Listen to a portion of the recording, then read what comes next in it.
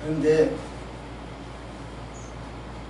이번 봄을 맞이한 우리가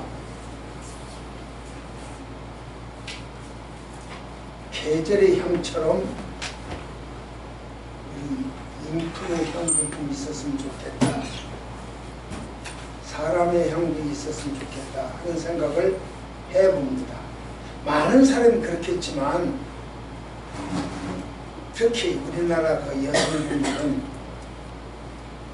예수를 믿고 신앙생활을 하는데 참 어려움이 많아요. 그 중에 하나, 지난주에 말씀드린 대로 제사 문제.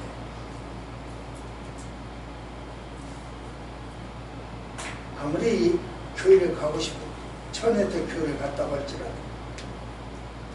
교회를 가고 싶어도 시부모 남편이 반대를 하면 문제가 커요. 그래서 여성분들이 이 제사 문제 하나 극복했다고 하는 것은 대단한 거예요. 신앙이 대단한 거예요. 그런데 오늘 말씀드리는 것도 그래요. 우리나라는 남존 여비가 있잖아요. 지금은 아니고 바꿔졌지만 지금은 도리어 여존 남비죠.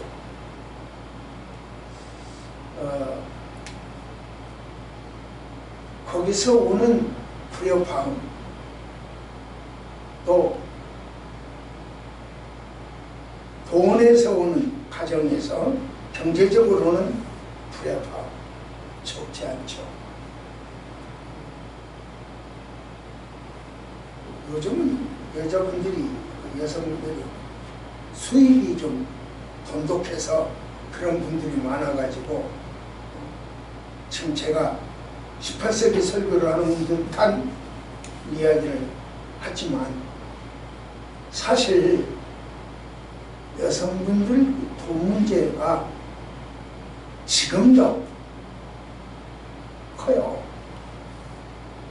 차츰 말씀드리기로 하고, 이런 신앙생활하기가 어려운 환경에서 어떻게 할 거냐, 그걸 오늘 말씀을 좀 나눠보고자 합니다.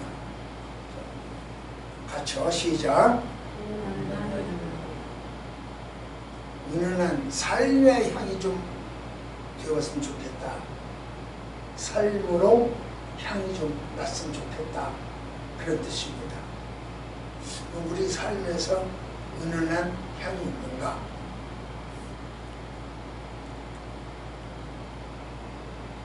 그런 점에서 우리는 어떻게 살면 은은한 향을 품질 수 있겠는가? 한번 하나님 말씀을 기준으로 살펴보도록 하겠습니다. 어떻게 하면 어떻게 살까? 같이요. 시작. 선이라 범사에 들어가고 주님에게 순종하되 선하고 반응하는 그들에게만 아니라 또한 까다로운 자들에게도 의하라. 평안하게 운하는 나도 하나님을 사랑하고 소금을 찾고 아름다우나 죄가 있어 매를 받고 정오며 무슨 칭찬이 있지. 그러나 선을 행함으로 고난을 받고 정오며 이는 하나님 앞에 아름다우니라. 여기서 아름답다고는 얘기는 믿음의 향이 난다, 그렇게 이해를 하면 좋겠네요. 사회는 항상 을이죠. 그러니까 갑에게 항상 부당한 대우를 받기 마련이에요. 직장에서도 회사 사장이나 회장은 갑이고 직원들은 을이죠. 그런 형태로 많이 되어 있기 때문에, 그래서 직원들끼리 뚫뚫 뭉친 것이 노조죠. 그래가지고 갑을 한번 향하여 소리 좀 빡빡 질러보자, 이렇게 되는 거죠. 그런데 상관한테, 갑에게 부당한 대우를 받아도 소리를 빡빡 지르지 않고 참으면 아름답다, 믿음의 향이 난다, 그러면 삶의 향이 있다, 그렇게 이야기를 하고 있어요. 요셉을 봐요. 요셉이 여러분 잘 아시지만 종으로 팔려갔잖아요. 그래서 자기 집 그 주인 집에서 성실하게 잘 살았어. 일을 했어요. 모두가 인정을 했어요. 그 집 가장인 보디발도 인정을 했어요. 그런데 어느 날 누명을 쓰게 되죠. 그 아내가, 보디발 아내가 강간 미수범으로 몰아버리시죠.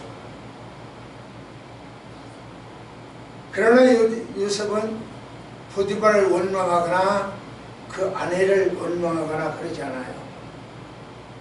삿대질도 안 해요. 하나님께 손가락질도 안 해요. 내가 뭘 잘못했냐고 빡빡 우겨대지도 않아요. 가슴을 치면서 꽉꽉 울어대지도 않아요. 내 주여 뜻대로 행하시옵소서. 내 주여 뜻대로. 요셉은 그냥 그러고 넘어가요. 참 그게 아름답더라. 믿음의 향이 나오더라. 이 이야기입니다. 보세요. 시작.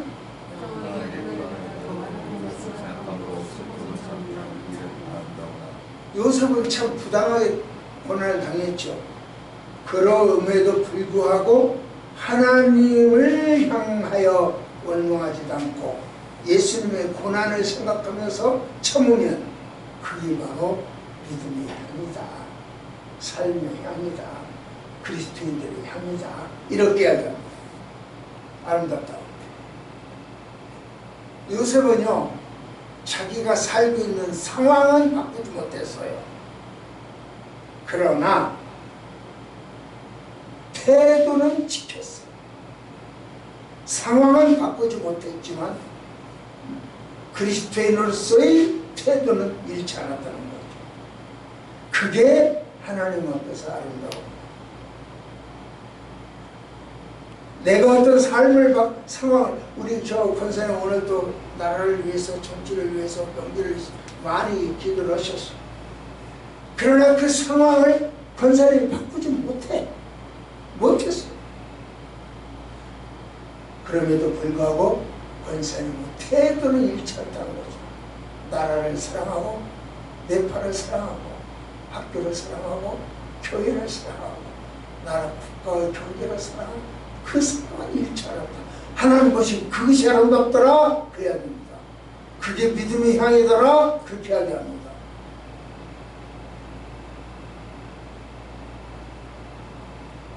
우리 모두는 부름받은 사관입니다.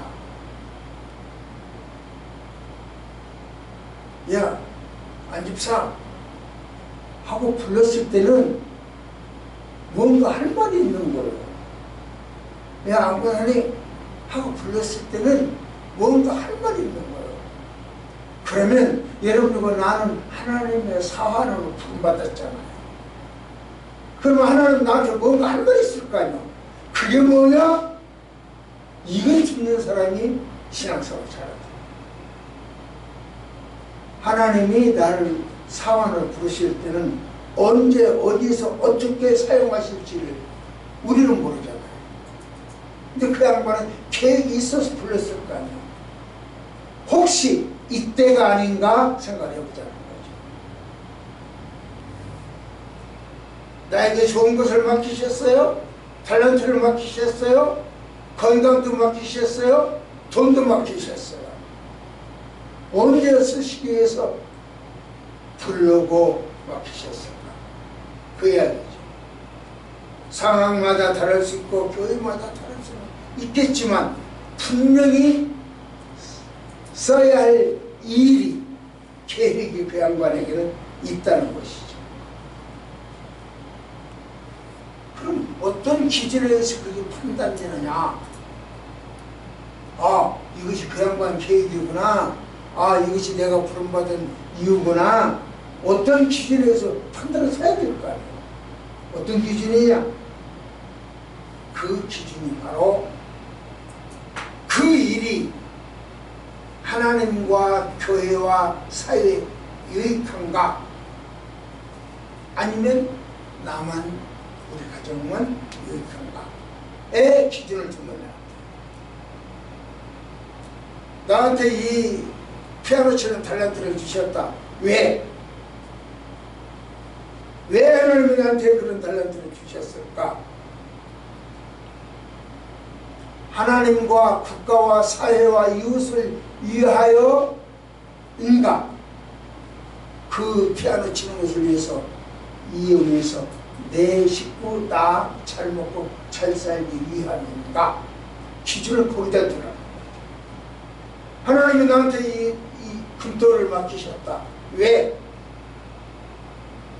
이거 팔아서 우리 집 잘 먹고 잘 살으라고, 아파트 넓히고 주식 투자하라고, 인지 국가와 민족과 이웃과 사회를 위해서 헌신할 수 있는 기회를 주신 거죠. 이 기준을 놓고 판단하면 아름다움이 결정된다. 그런 이야기입니다. 아담과 하와를 보세요. 선악과를 발견했을 때 자기만 먹고 생각하니까 문제가 생겼잖아요.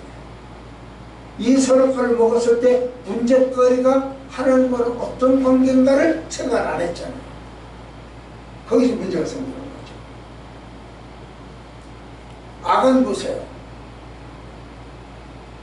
아간도 금토를 봤잖아요. 이 금토리가 하나님과 어떤 관계이냐를 생각하지 않고 내 새끼들과 잘 먹고 잘 살겠다 이러니까 문제가 생겼잖아요. 그런데 살았다 가버려보세요. 자기가 가진 것 밀가람짐을 바쳤어요. 가져오라는 거 알았어요. 갖다 주겠어요. 과거의 엽준 두 분을 보세요. 팔라고 주었어. 이유 없이 주었어. 헌금을 했잖아요. 예수님은 그 헌금을 갖다가 최고의 헌금이다. 최고 많이 했다. 이렇게 하더라고요. 사실 그게 얼마냐, 오늘날 우리 식으로 표현하면 1,400원. 엽준 두 번 해봐야 오늘날 우리 식으로 표현하면 1,400원. 1,400원을 헌금했다고 제일 많이 했다고 그랬어. 부업의 기준이 왜 이렇게 호들갑을 떠나? 이런 문제가 나오잖아요. 부당하게 대우를 받아라고. 참 중요하다는 거죠. 이 두 문제가 우리 신앙생활에 커요. 이게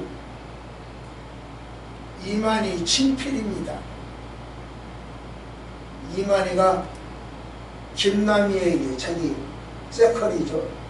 세컨이라고 말하고 하여간 동거인이에요. 그 사람한테 이렇게 이야기를 한 거예요. 이 밑으로 내가 4천억이 필요하다. 네가 1,000억만 내라.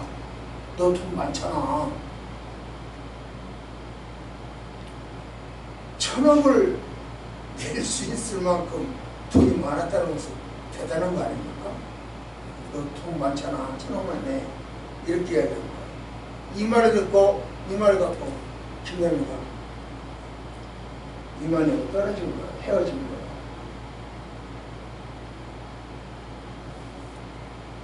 돈 문제는요, 예나 지금이나 커요. 내가 예를 들면 이명훈 집사한테 나 지금 우리 저 권사님 오늘도 기도하시지 않았어요? 나 학교 짓는데 약 7억 정도가 필요한 것 같다. 너 1억만 내라. 내일부터 비 안 나온다. 돈 문제가 커요. 근데 김남희가 이래서 헤어졌다.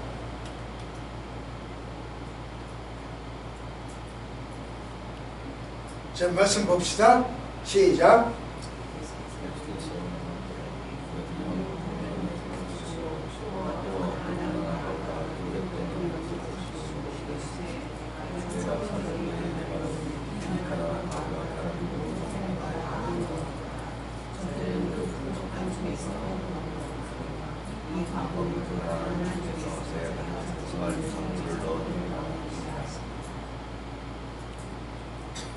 1,400원이라고 그랬잖아요. 1,400원 오늘날 우리 집을 한 사람은 1,400원 헌금했더니 이렇게 호들갑을 떨어. 예수님 돈 좋아하나 봐. 예수님 이렇게 극철한 이유가 뭐냐? 그 양반이 돈 좋아해서가 아니라 헌금의 액수가 많고 적은 것을 고려하지 않은 거예요. 진심을 향해 그 사람이 헌금하는 마음을 본 거예요. 1,400원은 적어 시시콜콜하지만 그분의 마음이 없다. 다 그 이야기라고.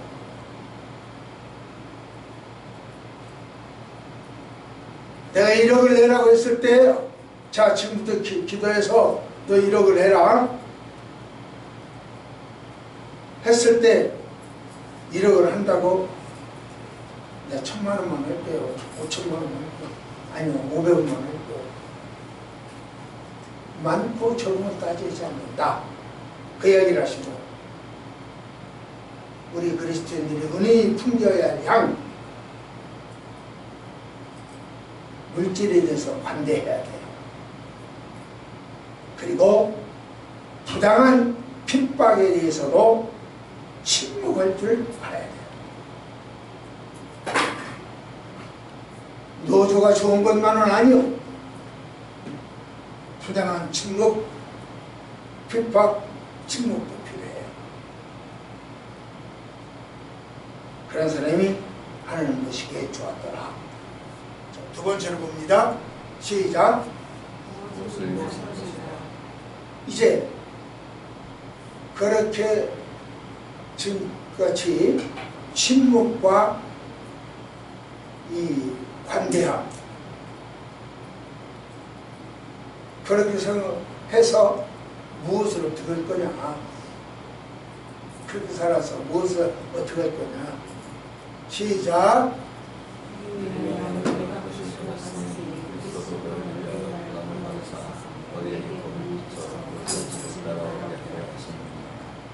제가 가끔 이야기합니다. 하나님께 부름받아서, 야 명보가, 얘 일 없나? 너 이것 좀 해라. 예 알았어요. 그 양반을 불러서 갔으면 좋은 일이 있어야 돼요, 굳은 일이 있어야 돼요. 그 이야기입니다. 그 전에 제가 우리 영아 세우가 어렸을 때, 지금 현재 저 한화 아파트 삼익에 살 때입니다. 삼익에 거실이라고 해봐야 23평이니까 책상 보면 움직일 데도 없어요. 거실에서 앉아서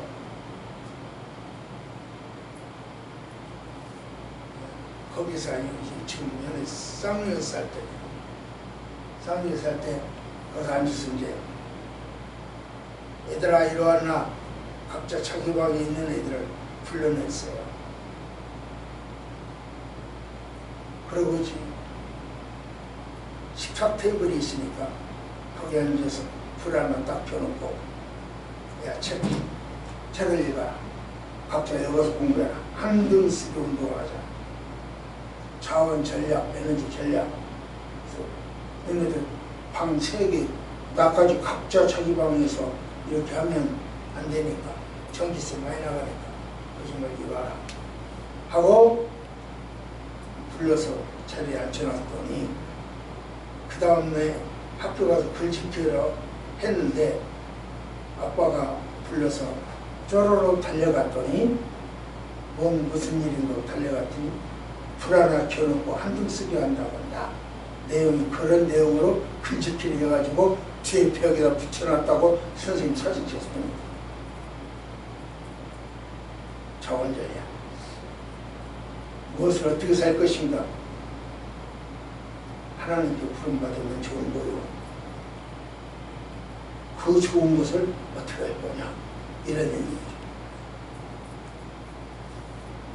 귀신은요, 자기 앞에 바치는 상이 클수록 좋아요.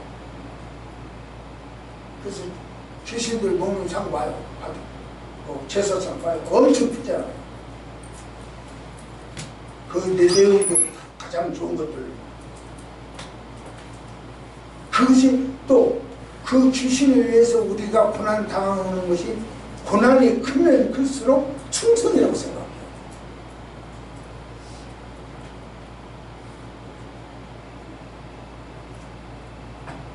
우리나라 모 야당 의원이 대통령한테 부름받았잖아요. 너 장관 좀 해라. 얼마나 여러 가지 생각을 했겠어. 가슴 설렜을 거야. 대통령하고 앉아서 둘이 은밀히 독대했어요. 야당 당수도 대통령하고 독대하지라 못하는 입장인데 자기는 대통령이 불러서 독대를 했습니다. 어떤 온갖 생각이 다 했습니다. 그러나 자기는 꿈에 부풀려 있었겠지만 현실은 녹록지 않았어요. 결국 낙마하지 않았습니다. 기준을 세우는 데 달라요. 자, 보세요. 시작. 일을 위하여 부름받은 거예요. 일을 위하여. 어떤 일? 어떤 일을 위하여 부름받았냐? 고난을 위해서. 관대함을 위해서.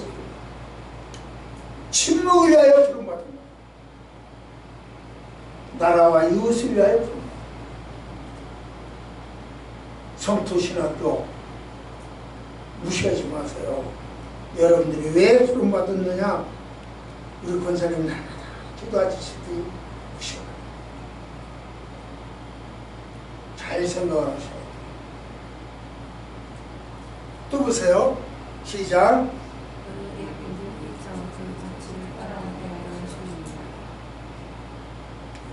그 말은 신약에 다른 데 없어요. 한번 더 읽어봐요. 시작. 무슨 말이냐? 이해하기 쉽게 이야기할 때요. 권사님 혹시 서예 배워본 적 있어요? 초등학교 때 누구 책을 놓고 배웠어요? 그런 거 아니에요. 그런 게 아니고, 네. 글씨를 배우면 왕이지 글씨책은 왕이지 글씨를 모범으로 해서 그대로 베끼는 거예요. 이게 그 말이에요. 한석봉 글씨체험은 한석봉 글씨를 놓고 그대로 베끼면 이거예요. 이게 그 말이에요. 다른 데는 없어요. 예수를 놓고 그대로 베끼라 그 뜻이에요. 한 번 더 읽어봐요. 시작. 예, 예수를 놓고 베껴라. 모범을 놓고 본대로 베껴라. 그림도 그렇게 베끼는 거고 글씨도 베끼는 거다. 예수의 고난을 베껴라 그 말이에요. 십자가 고난 줬지? 십자가 고난 당했지? 그 고난 베껴. 그게 종들아 상관에게 순종해라. 침묵해라. 이 계약이란 말이죠. 그렇기 때문에 이 이야기가 우리 예수를 본받는다고 하는 것은 고난을 본받는 것이고 그분의 자선을 본받는 것이고 그분의 사랑을 본받는 것이고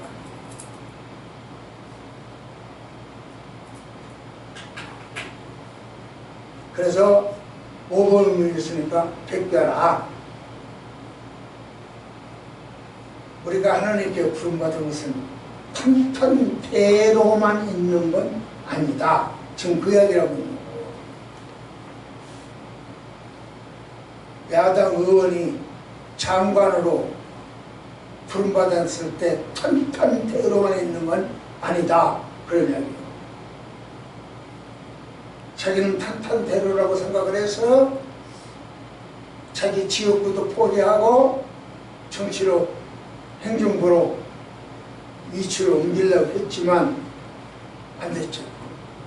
그분이 그 지역구로 다시 나왔을 때 주민들이 찍어주겠어? 정치 생명 그걸로 끝나는 거죠. 우리가요 예수님을 따라가는 것이 그분을 베끼는 것이 모본하는 것이 롤모델 삼는 것이 어쩌면 이럴 수 있어요.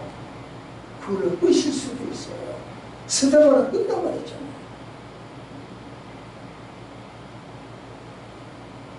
바울도 끝나버렸잖아요. 베드로도 끝나버렸잖아요. 그러나 그들이 남긴 것이 있잖아요. 끝난 것 같지만 완결이 아니에요. 잘 생각해요. 베드로 비참하게 십자가에 거꾸로 못 박혀 죽었다고 하잖아요. 끝난 것 같죠. 그래서 그걸로 끝 완결. 베드로 바울도 목이 잘렸다고 그래요. 지금도 로마에 가면 그 기념회가 있죠. 잘리니까 저기가 담전대에다 놓고 잘리니까 머리통이 툭툭툭 3번 튀었다고 그러잖아요. 봤는 데는 안 봤지만 전설이 그래요. 그래서 거기에 그 기념을 해놓은 거 있어요. 그렇게 끝난 건 완전히 완결 아니라니까요. 그 이후에 남는 것들이 더 크다니까요. 여러분들이 신앙생활이 예수 닮는 것이 바로 그거예요. 그래서 예수의 고난을 본받는다라고 하는 것이 바로 그거예요. 끝난 것 같지만 나는 거예요. 완결이 아니라는 거죠. 사실 스데반도 비참하게 죽었잖아요. 돌 맞아서. 돌 하나 맞고 2개 맞고 3개 맞고 맞을 때마다 죽을 때까지 아팠겠죠.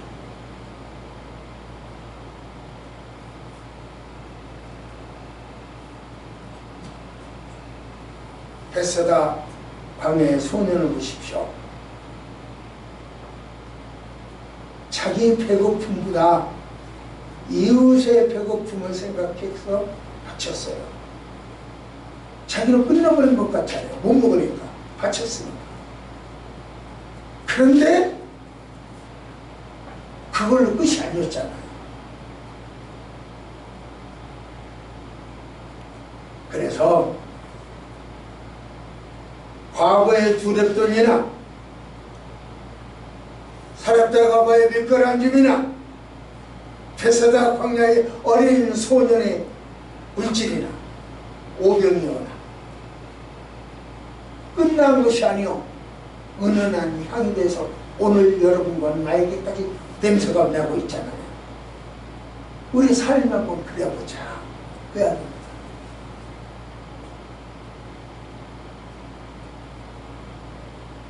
내가 가진 것 최선을 다해서 섬기고 달란트 최선을 다해서 헌신했을 때 모든 것이 끝나버린 것 같지만 아니다.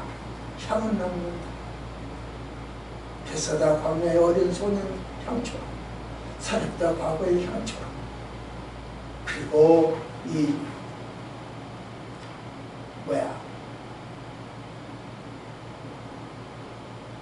밀가루 한 줌의 향처럼.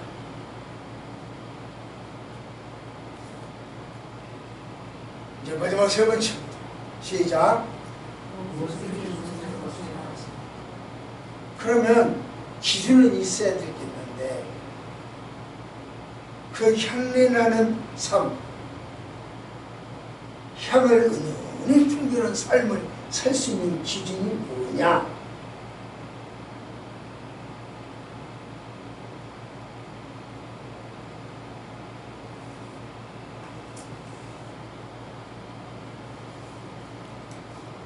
우리 권사님이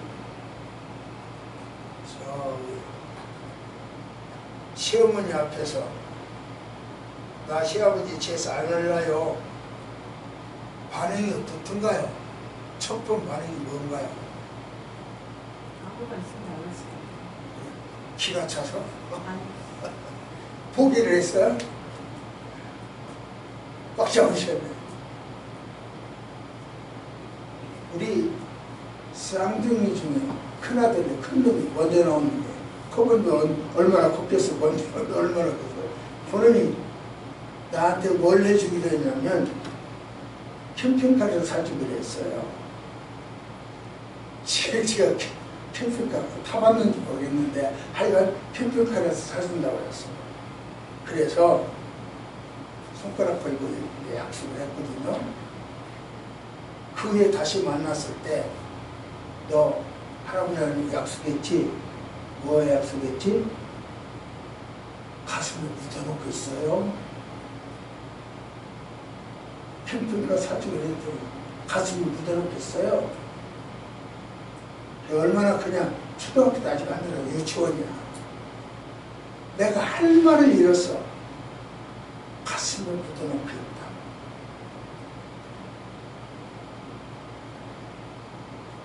사주든 안 사주든 걔 아버지를 봐서 걔 아버지는 나한테 과손 만평 사주기로 되어 있거든요. 근데 아직까지 안 사주는 거 보니까 부전자재일 수 있어. 저 아버지를 봐서 어쩌면 이놈도 캠핑카 안 사실 것이다. 사준들 내가 운전할 나이도 아닌 것 같고 그때까지 기다리는지도 모르겠고 어쨌거나 어떤 기준으로 사는 거야. 시작.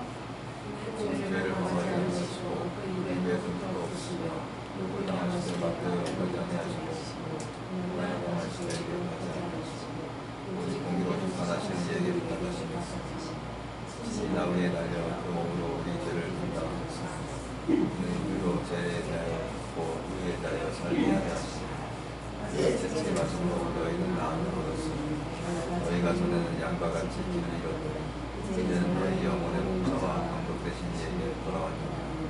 아멘. 예수 그리스도의 그 고난 그 속에 돈이 들어있다는 거예요. 내용이 그거예요. 길어서 여러분들 뭐 할까요? 그만.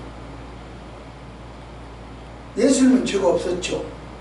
그런데 죄인으로 취급당했잖아요. 조살장으로 끌려가는 어린 양처럼 맞대응하지 않고 하나님께 잠잠히 맡겼어요. 예수님은 친히 죄를 없지만 담당하셨어요. 욕도 안 하고 맞대응하지도 않고. 예수님은 고난을 회피하지 않았다. 그 얘기입니다. 그리고 자기에게 고난을 주는 상대방을 공격하지도 않았다. 그런 얘기요. 이것이 기준이라는 거죠.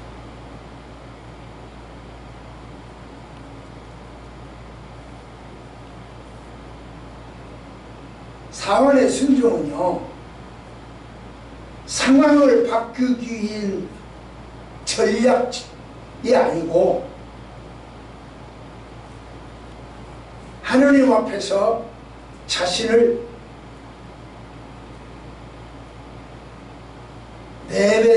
내는 신앙의 태도예요.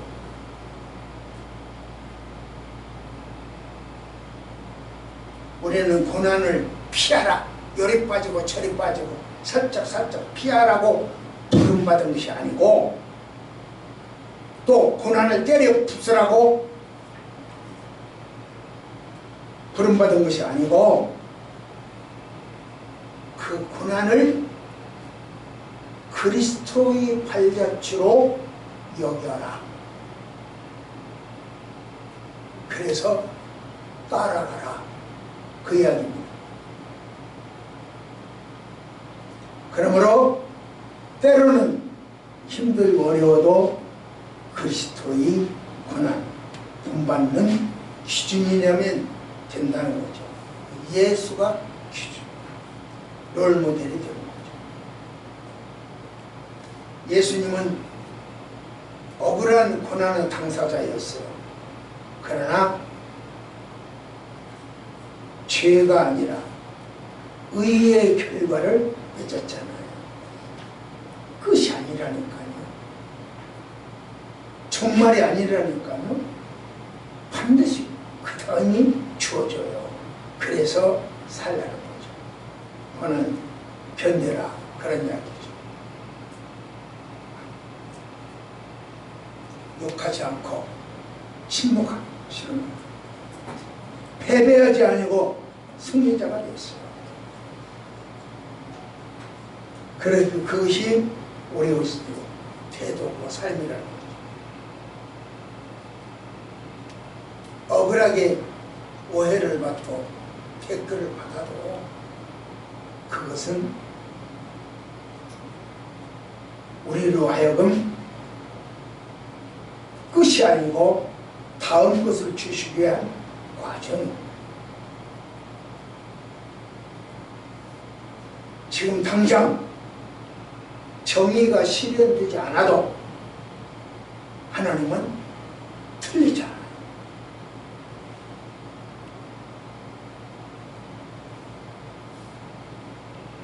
예수님을 구원의 모델로 삼으십시오.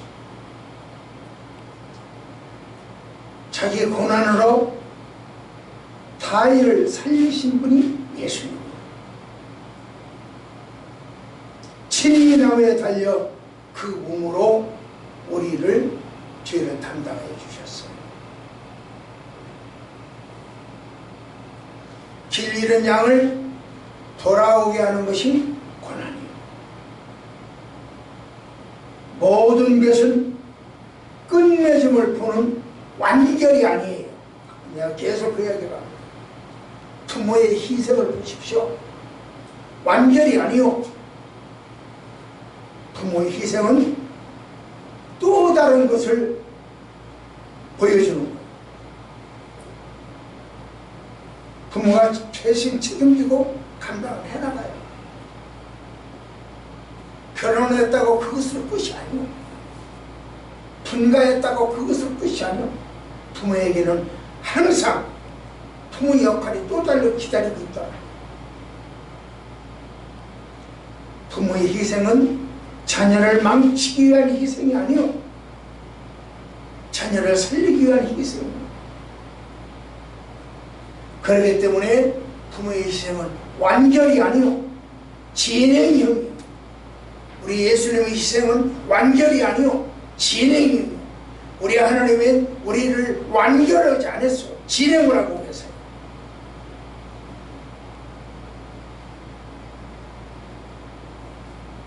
예수님은 고난을 이렇게 하면 피할 수 있다, 이렇게 하면 때려 부술 수 있다, 그걸 가르치지 않았어요. 고난 속에서 하나님을 만나는 방법을 가르쳐 주셨어요. 왜 나만 당하는 고난이냐고.